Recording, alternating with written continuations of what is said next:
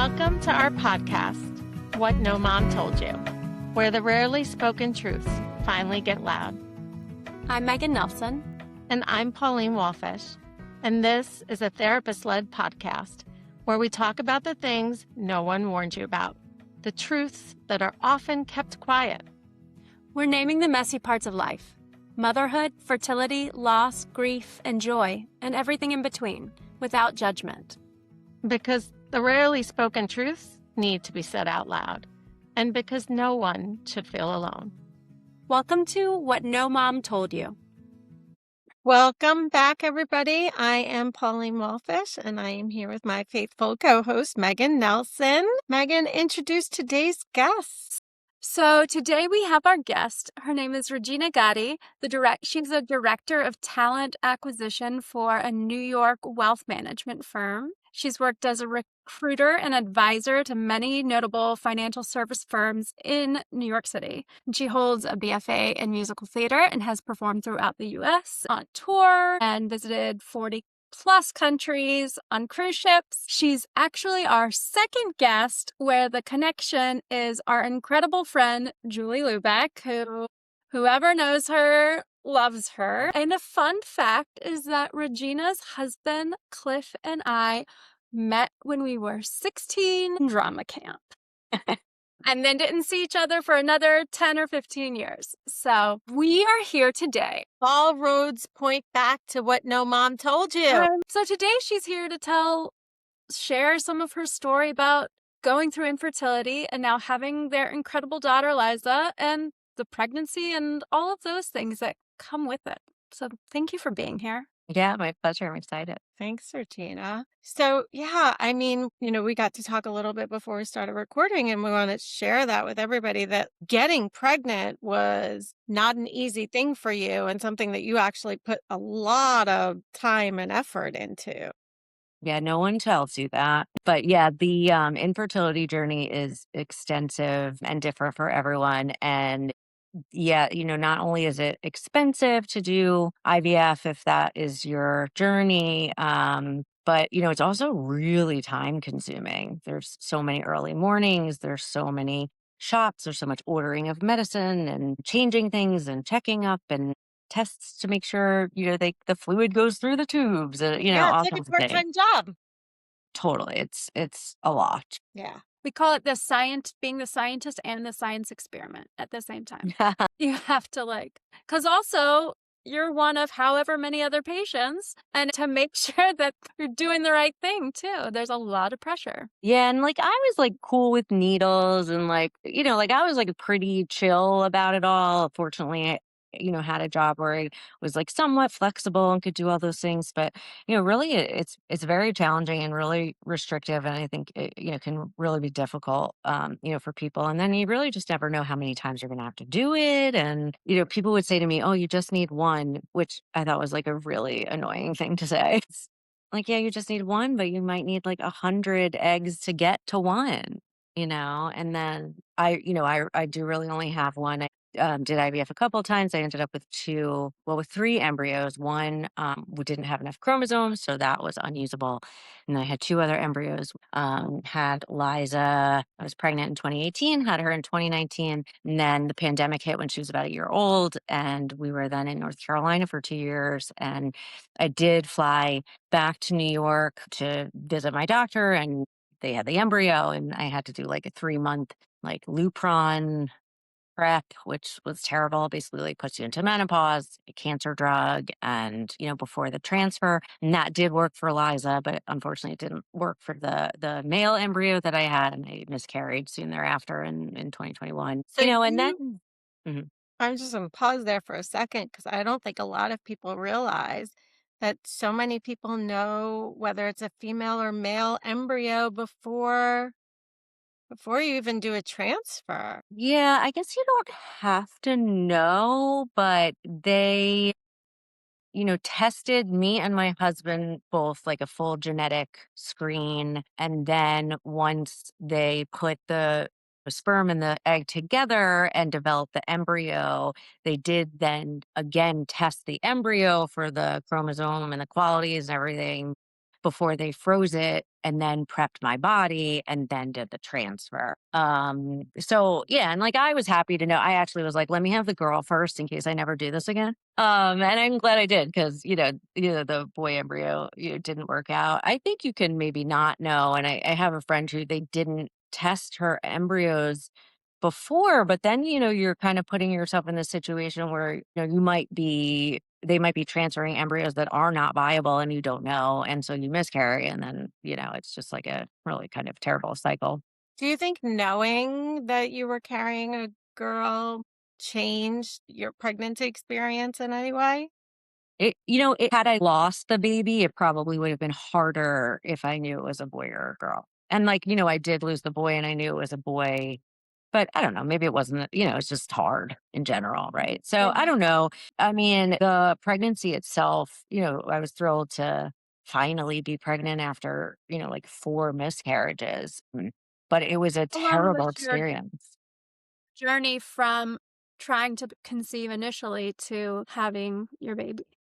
I was diagnosed with endometriosis in 2012 and had surgery then. So, like, at that point, from that doctor, I pretty much knew I was going to have difficulty. She had said, if you're thinking about kids, you kind of want to do this sooner than later. And I got married in 2013. So, like, I wasn't even married at the time. And then I guess by like 2014, 15, we like kind of started trying. And then by 2018, had the 2 embryos finally, and had taken a little break in between there and found a new doctor. And then yeah, and then had her in 2019. And then from the endo surgery, I had a really like severe hernia that had to be repaired like soon thereafter the pregnancy. It was grotesque and it hurt like a lot. How does a woman get a hernia? It's not something you hear about that often. Yeah, it was an umbilical hernia, so right the belly button, and I think it was from the endo surgery, even though that had been like 12 years prior. It just like weakens those muscles and there's a tear, and that's Right. that. But it was, I have no pretty like pictures of me like pregnant, my belly. It was not cute. So and it was just the gift that keeps on giving? Yeah, the pregnancy was pretty terrible. I was exhausted. I was like super sick. I couldn't like think straight. I like honestly without Zofran, I just don't think I would have even survived. I just like couldn't even like think or focus or like see straight, and the exhaustion and the nausea and all that was pretty terrible. I mean, if anyone saw me at any time, I was laying down for the most part. And then I was working, I was running a team, I had a full-time job, I was managing a team of 12 people. And on the recruiting agency side at that point, I was working 100% on commission, which was great. I did well and I loved that. But, that's kind of like a stressful um, position to be in. My team was I don't know what was it at the time, Gen Zers, and they were like, "You're heinous and terrible, and we never know like what you're gonna say or do or how you're gonna be." And I was like, "I'm pregnant." I I don't was know. gonna say, did they know that you were pregnant when they said that? Yeah, I was like 6 months pregnant, and this like whole thing like went down, and it was terrible. But honestly, like I, appreciated them saying, this isn't working for us, but we want to make this better. And, I ended up having some coaching and management coaching, and things got a lot better. And I'm very like friendly with all those gals today. Now they're all having babies, which is wonderful. Now they're like, "Oh, Yeah, You're they're like, "I probably just like, can't wait till wow, I we can were tell one of you that you are miserable." yeah, they were probably like, oh wow, we were really like not great to her at that we time. didn't get it." How I mean, first of all, the fertility medications that you can use can create such I don't even wanna say mood swings, that's not even fair to say, it's like real symptoms. Yeah, like true symptoms, and like what I had kind of, I guess I'd really always suffered with my period and then the endometriosis and very just like hormone sensitive, I kind of felt like. And then, I ended up, just really just having such a hard time with that and the hormone changes. I determined that I was like able to get used to like whatever eventually, but it was when it changed, right? So like when they added the progesterone or when they did the Lupron and took all the estrogen away and then we added the estrogen patch, I was like, I was like so happy, Yeah. and I was like, wow, this just like really affects me like way more than I like ever realized. And then, when you think about hormones being like fully responsible for creating a human, they're very powerful. And, the spikes and the increases and the decreases just like super like threw me for a loop, and then you like blame yourself like psychologically that, you're like, what's wrong with me? Am I bipolar? Am I depressed? Am I this and that? And it's like, like you're fine. Your hormones are all over the place and the response is really challenging. So once I've kind of figured out that like the changes were the hard part, but that I could kind of get used to it, it was a little bit easier. The symptoms never really got easier. You knew, like, okay, this is a temporary. This is not necessarily who I am. This is a temporary response. Yes. How temporary? Yeah. And then following pregnancy, then there's also a whole shift in hormones that takes place. Yeah, the birth, unfortunately, I'd hoped for a vaginal birth and my water broke 4 weeks early in the middle of the night. And honestly, it was like, I don't think I could have carried that baby one more day. My ankles were so swollen. I was so miserable. I was so uncomfortable. And then I was like, oh, fine, like whatever. Right. So we go to the hospital. We're laboring a little bit here and there. And then they tried to do the epidural. And I just don't think the doctor was skilled or had done many. I don't know, but it took like an hour. There was blood everywhere. They're like, lean over. Why you have this, like, Well, having a baby, yeah, it was bad. I lean back and like all hell breaks loose. God bless this lovely nurse. Her name was Lady. And she called some kind of code and 20 people rushed into the room. They said, flip over, flip over. And I got on all fours and they shoved their hand up there and rushed me to the How um, scary.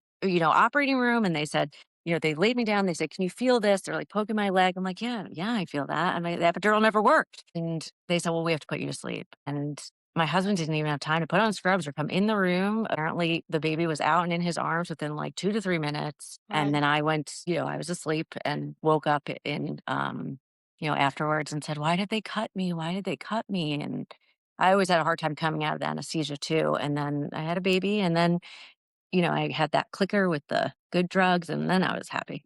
I was fine after that.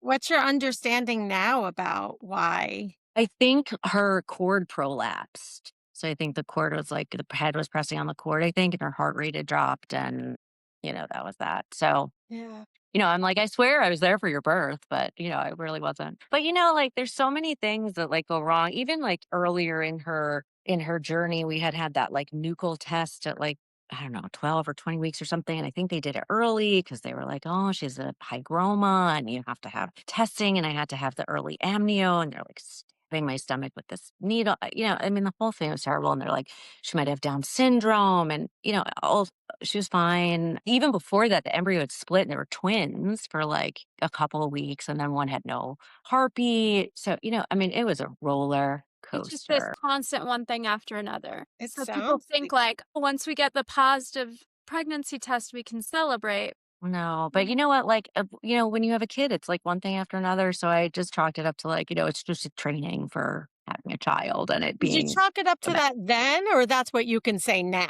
Yeah, I don't know. Maybe that kind of grew into, it just I like think is what it when is. you're when you're, like, living in that and you're on that roller coaster, it's so hard to be like, "Oh, I'm gonna understand this all one day." Yeah, no, and then friends are like, I'm so worried about the baby and the pregnancy and this and that. And I'm like, girl, you're gonna be worried forever. Like you're gonna have a kid and now we're just worried. So yeah, I but it had was like somebody once preparation. who had, like, a really hard pregnancy after infertility and multiple IVFs, and I remember her saying to me, like, "I paid someone to do this to me. Like, what was I thinking?"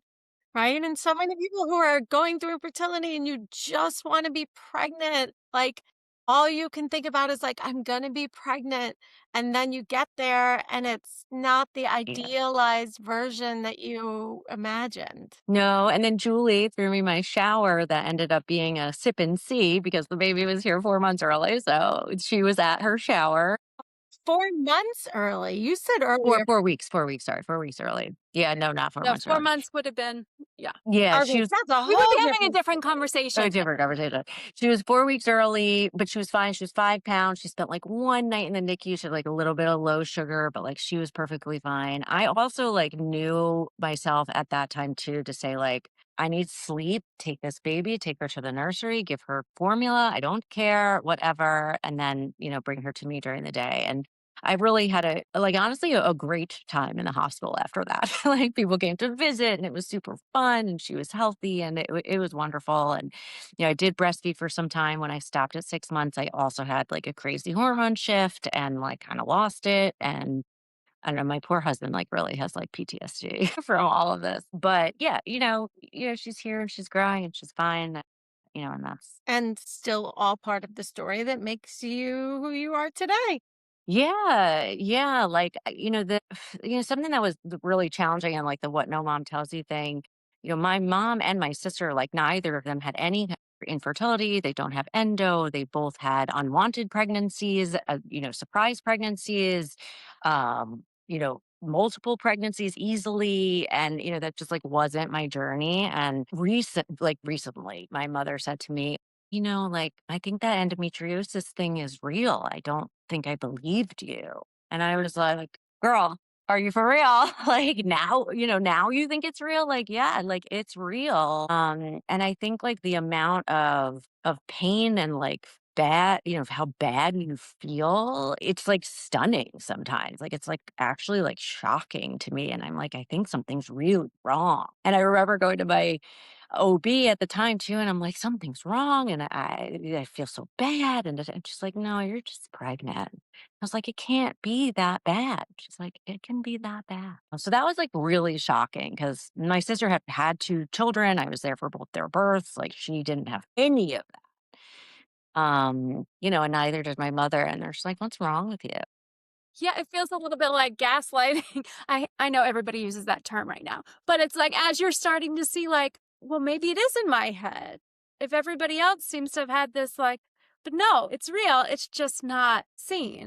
There's always yeah, and that is so frustrating, Megan, and, like, there was always this thought in the back of my head that, like, there's just, like, something really wrong, but no one can tell me, and, like, no one understands, like, how it's feeling. It was, like, a little bit of a vindication to have the endo surgery, and then when it was done, I felt like I wasn't being poisoned from the inside out anymore. That was probably, like, the best way I could describe it. And then, like, You oddly and physically could feel the difference right away. I mean, I, like, woke up and, like, saw the light, it was unbelievable. I was like, "Oh my god," I felt so bad. And, I still don't really know. I think it's a hormone thing, right? Like, I think, the endos is putting more hormones out and this and that. But yeah, I just really struggle with hormones and, apparently women and hormones are a real thing. So Yeah, I'm yeah, still struggling. we either Underfunded. have them or are missing them or have too much of them. Like, it's like avocados, right? Like, it's only perfect for a very short amount of time. What is that period of time? Is it like, The avocado, it's like no, 24 hours. I mean, I know avocado. I'm talking for us. Yeah, my It's window when felt we're not pretty trying to short. get pregnant. It's during the period of time where we're like, "Stay away. I do Yeah. not wanna be pregnant." Yeah. Like Oh my gosh, 14 to I think 19, maybe? yeah, I mean, I was sexually active, like, fairly early, I think, for some people, and, like, the amount of times I went and took a Plan B pill, like, I didn't need any of that, like, I couldn't get pregnant to save my life, you know what I mean? Yeah, If you you, like, only think knew. yeah, you're always, like, thinking that, and, it's just not necessarily, the case. I think I had, always really struggled with my period too, and like would just like lose it. And my friends would joke and say, if she's having an episode and, just crying, and it would just tumble into all these other things. And it was hard not to think like, oh, I'm crazy. And I remember always thinking like, I don't have anything to be crazy about. Like my life is good, like there's nothing bad happened to me. Like, why am I struggling, And it's just, not something you can really control. And it's like not your fault. And it really is like you have to manage the like symptoms and the hormones like as best you can. I remember, I mean, I had also been diagnosed with anxiety disorder and depression disorder and all of that. And I really think it comes from the hormones, initially. And I think there's just like a huge relation there. But yeah, it's just It's like, I don't know what's really wrong with me. valuable to highlight. Like, and we talk about it a lot in the perinatal field, like postpartum, but it's not just postpartum. And yet we hear the I'm going crazy. I feel like I'm going crazy. And, I think in our circle, we know like how it affects people, but the outside world, that's the information they're getting too. What's wrong with you? Are you always going to be like this? What happened to you? Why can't you just dot, dot, dot? You Mhm. know? Ugh, Really challenging for a marriage too, right? That like what happened to my wife and like when do I get her back And thing. you had just gotten married, right? It sounded like Yeah. you were trying right away, so it wasn't even Yeah, because yeah, honeymoon they period. told me in 2012, like, "You're gonna have problems, so do this sooner than later." And I did not have insurance at the time that covered any of this, and no one was it was not like now I feel like it's so normal to, like, go early and save your eggs and bank them and this and that, and, like, that, like, wasn't really a thing, and no one really told me to do that, nor did I have the money to do it at the time anyway, but I do kind of wish someone had said to me in 2012, "Go save your eggs." Because maybe I could have had an opportunity to have another, couple of kids or pregnancies or surrogate or, whatever that meant for me. But, I really didn't do the egg retrieval until I was in my 30s, and then got pregnant at 36. Yeah. Yeah. So we know that people who are sensitive to hormones are at risk for having like postpartum depression or anxiety. Did you have any mood stuff postpartum? Like the big shift I think was like 6 months when I stopped breastfeeding. Like something happened and I lost it at that time. and you were already back to work then too. Yeah. I Yeah. mean, I got like 3 months unpaid, because I was on commission. But I think I was just like so happy at that point to just like have a daughter. I really was like quite happy. The breastfeeding thing, when that stopped, that was challenging. And then I feel it's funny because like I feel like, 6, 7 years later, I'm finally like at a stasis. And then like I was telling you, I felt so terrible the other day. I was like, something's wrong with me. And they're like, no, no, it's just perimenopause, So now it's like this whole other journey that's like, well, I just calm down. I know. Well, and then it's also that same pattern of like, I mean, I remember, I think we're about the same age, but I remember a year ago, maybe two, and I was like, I answered the door and it was cold outside, and I closed the door and just this heat went over me. And I'm a cold natured person, and I was like, what is this? And then I was like, 5 minutes passed, and I'm like, is this? Yeah. And it's only happened a couple of times since. I'm ramping up to my full Yeah. Your full to whatever perimenopause that looks like, potential. but Yeah, no, like the hot flashes, the breast tenderness, the, sharp pains, like it really does. When it's funny because I went to the gynecologist and I'm like listing my symptoms and she's like, "You're sure you're not pregnant?" I'm like, "I'm definitely not pregnant." She's like, "It's perimenopause." And it feels like pregnancy. I was like, "Are you kidding me?" And no baby at the end? That was a kicker. but you Yeah. know what? 2 years ago, they would have been like, "Oh, you're fine, it's normal." I think only now the conversation is starting to shift with some books being written, some people talking on podcasts about it, that it's like, "Oh, no, perimenopause is something to be managed, not to be ignored." So she suggested HRT. women's health is something to be managed and not ignored. Like, don't even get me started. I can't even. But she mentioned the HRT, but I'm already on birth control all the time for the endo, which is really the main treatment for endometriosis. When that same doctor who had done my surgery, Linda Nickel, she was like amazing. She was like, you don't have to get your period. Just take the birth control all the time. That changed my life in ways I just like can't even describe because like every month that I get my period, I would turn everything upside down. Like it was like a total disaster in my life. I'd break up with my boyfriend, husband, whoever it was at the time. Everything is uprooted. Everything that was fine is no longer fine. And that happened every month. So to be able to like stop that was a miracle. And my doctor offered to put me on like a Nextellus or like an HRT. And she said, but you're going to get your period. I said, absolutely not. I will just stay on my birth control. And she said, okay, fine. Just, manage the perimenopause symptoms. Yeah. I don't know, man. It just, it's tough. This stuff. Yeah. It's tough. But talking, like going to your doctor and asking about them, because so many people just suffer in silence. And like also, we're learning more about perimenopause, that it's not just hot flashes. Like that's not the only symptom, right? There's so No. many different Yeah. symptoms. Yeah, and then, like, the exhaustion, like, a level of fatigue. Even as when I was pregnant, I wasn't even that tired. Like, this is like a whole other world of tired. And no amount of sleep untires you, right? It just doesn't change. It's super frustrating. And then, it was funny because my mom too said, like, I never had these symptoms, this perimenopause. What is this? And I said, girl, you had rage, you had nausea, you were always gagging, you didn't like smells, you were anxious, you had hot flashes. Like, what are you talking about? She's like, oh, yeah, and brain fog. I was like, yeah, I remember. And You can I grow up was in a your minute. age. Yeah, yeah. And I was like, yeah, you definitely had it, girl. Yeah. Well, my sister-in-law, she'll say like, people are like, perimenopause isn't a thing or I don't have it. And then it's like, well, what age were you when you got divorced? Or what age were you when you started Uh-huh. drinking every night like, to go to sleep? Like, what age are you? And she's like, like, I'm starting to think like we don't recognize the source of it.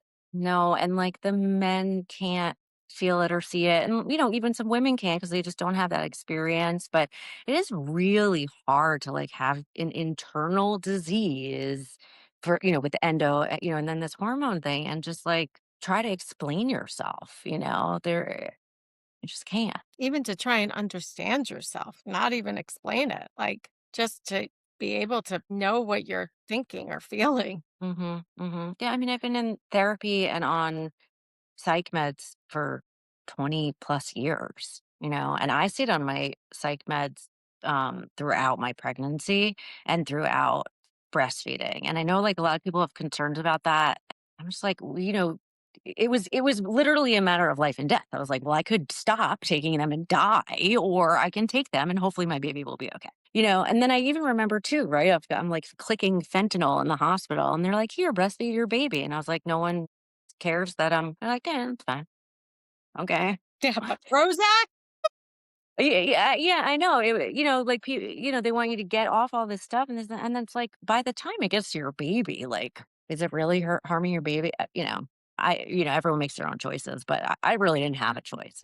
We are so fortunate to work with doctors who are like well studied and versed in the actual evidence for using medication during pregnancy and breastfeeding. And the answer is not just stop taking all of your medicine. Like there is risk associated with that. So having that careful conversation with your doctor about this is my life, my body, my mental health, Mhm. history, present, and future, and what's going to be the best thing for me and my baby. And that Yeah, if might it's be staying on your medication. right, if it's not good for you, it's not gonna be good for your baby. You're not gonna be here for your baby. Yeah, so I think, there's a lot of stigma around that, I think, and like the like taking medicine every day. Like, I mean, I take medicine to function. Like it just is what it is. And like, unless somebody wants to like send me to a spa for a year so I could like get off all my meds, like this is what I'm doing. And I really, like, with this perimenopause thing too, I'm like, you know what? I'm like not going to give myself a hard time. Like if I need a Xanax, take the Xanax. If I need a Tylenol, take the Tylenol. You got to manage it somehow and just like not give yourself a hard time. Yeah. Yeah. Yeah, really being kind to yourself. Like this is a real thing that's happening and sometimes real things need real treatment. Yeah, yeah, and I like to think too, like, if what would I say to a friend going through this, right? And, like, try to say that to myself too, right? Like, "It's not you, it's not your fault, it's gonna be okay. Do the best you can. If you need to lay down, go lay down." You know? Trying to just like take this recording, show it to my clients when they're like, I can't do this, or like we're struggling with the self love. It's like, what would you say to a friend that you care about? I love that one, that's helpful. Yeah. Yeah. So it's so much easier to talk to a friend than to talk to yourself. I know, yeah, or just, like, give yourself a break. Yeah, and then, that whole everything being just kind of unseen and you can't really like express like how you're feeling or what you're feeling or why you're feeling it. It's so frustrating to not understand why. Just like I just feel terrible and I don't know why. Yeah, like I took like 3 COVID tests the other day because I was like, I'm so tired. Like, what's wrong? Something must be wrong. Just, just a woman. Being a woman. It's hormones. Those good old faithful friends. Brutal. Brutal. Well, I'm so glad that you were able to get through all the ups and downs to have your very sweet family. And Yes, yes, yes. I feel really grateful, for all of that. And I'm kind of like glad it's over and, just like ready to kind of move on to the next journey, which seems like it's going to be interesting. It always is. Tell me if I'm wrong, but I feel like menopause might be the easy part. I think it's like the perimenopause that's the tough part. Is that the I don't know. case? Okay. What do you think, Pauline? I can't quite say yet. Well, for Finger. my nurse practitioner was like the other day, she was like, well, the thing is, we don't know if this will end for you when you're 60 or 70. And I was like, what? Yeah, they're like, oh, this And I can go was on like, for a decade. she was like, you could be through this by the time you're 50 or by the time you're 70. And I was like, that's a very long stretch. Yeah, and all like, tell me if I'm wrong too, but, like, it's the change in the hormones that cause the issue, right? But, like, the stasis of menopause, there's other issues, but then I think you're at least, like Well, all I know is that they were like when it's perimenopause, so when the hormones are fluctuating, so you still can get your period, but other things are irregular, it's that you still have some of the hormones. Like you're not, and this is what I got from my nurse practitioner. Please, somebody Google it. Don't listen to my medical advice. Yeah, we are not doctors. I'm But not a doctor. but Megan, I think the truth is, like, we just don't study women or we haven't studied women's bodies, so nobody exactly knows no. what Because or she was why. like, I wouldn't know what to put you on because I don't know what the hormones are doing in your body right now. She's Right, like, but I your could put hormones change every single day. yeah. She's like, I could put you on birth control and then we can control it. But she's like, but I don't know if you're ready for HRT or not. And I'm like, okay, well, Yeah, I thought I was, like, nailing perimenopause, but then it, like, came for me hard, so no longer nailing it. I Yeah, know. We and just need like a little, I was in a conference like a year ago, and one of the OBs was talking about perimenopause, and the list of symptoms It's like was everything. like insane, from like hot flashes and insomnia to itchy skin, itchy ears, dry eyes, dry mouth, dry vagina, Hair loss. hair, hair loss. Yeah, brain good fog. brain fog. The tiredness, moodiness. I mean, It's just really rude. it's a long list of It's really rude. It's like once rude. that I always, Almost almost as rude as John Bon Jovi being on the cover of the AARP magazine this month. Also rude. Or, like, when you get Instagram ads, it's like, "You're fat and ugly like this person, you should get this product." I'm like, you're "No." like, is that what we think? Well, every once in a while, I think I have like, sometimes I don't even know if I should say this. Sometimes I think I have like a little bit like reverse body dysmorphia where I like don't know what I actually look like. And so I'm like thinking I'm like the 25-year-old version of myself. And I guess in the mirror, it doesn't click, but then I'll see a picture of myself and I'm like, wait a second, that's the lady we're working with. It is funny because you don't feel old, right? And I feel like everyone's always said that, but, like, you don't, like, get it until you're, like, in it, but you're yeah, like, I really I have a colleague at work who's 20 years younger. I'm like it's like, yeah, it's I have disturbing. those. Not me. I'm not 20 years younger than you. But I mean, even the other day, Paulina, our last one that we recorded, I was saying something and you were like, Megan, she's a lot younger than you are. And I was like, oh, wait a second. Yeah, I that's just weird. don't have that like realization that it's like, yeah, no, there are people who are professionals that are 20 years younger than you. And I'm like, Mm. okay, all right, that's where we are. But yeah, like, look, I wish my mom had said, like, like, it's clear you're suffering. Like, let's figure out how to manage this, and that was not really it. It was more like, you're a crazy deal, and that's tough, right? And then also the like being able to be on the birth control all the time and not get my period was like like really an absolute life changer. Like I don't take medical advice from me, but like if you have trouble, like, go to your doctor. Like, do not have your period. You don't need it if you're not trying to get pregnant, I mean, And then some people might. They should talk to their doctor. yeah, like, people are, "Oh, you have to bleed and this." I mean, I don't know, but I was told that, like, you don't need to have it, you take your birth control, and also that, like, the lack of the cellular turnover every month could actually be a plus for cancer and things like that because you're not having your body do that. So, again, probably not studied. I don't know that there's evidence there. I took that and ran with it. I haven't had my period in many years. And I'm as stable as I can possibly be, but I Yeah. it's rough. So the thing no mom told you, I mean, we've covered a few, right? Yeah. Like Yeah. getting pregnant isn't the end. Like it No. continues after that. Mhm. You don't have to suffer. Everything's really different for everyone, and just because your mom or sister or friend has it one way does not mean that's gonna be your experience, and, like, you really need to hold space for that, for other people and try to understand that, and then, like, you're not crazy, you're just your body is different. Yeah. So, yeah, if no mom tells you, I'm here to tell you. You're not crazy. You're not crazy. And you can Yeah, sit on your you bed. said it. Yes.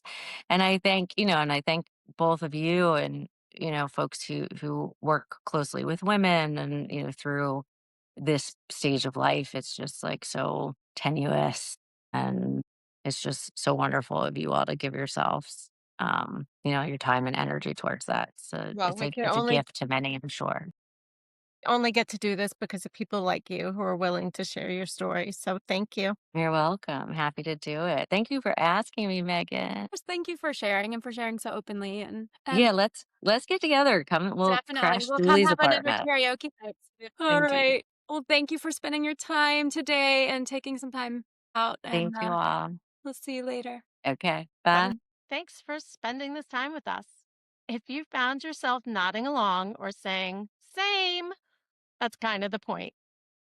We hope you leave today feeling a little less alone. This is what no mom told you. And yeah, there's more where that came from.